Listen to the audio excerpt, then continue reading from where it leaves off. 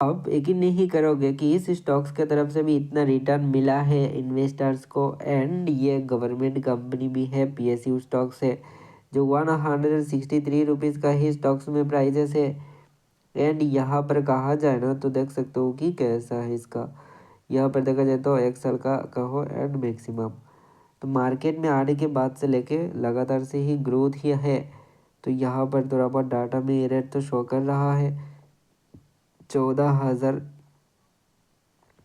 करोड़ का market size है। And साथ ही साथ पिछले अगर कुछ ही दिनों का ग्रोथ देखा जाए तो भी 74% का ही आपको रिटर्न दिखने को मिल रहा है इस पर्टिकुलर स्टॉक्स के तरफ से।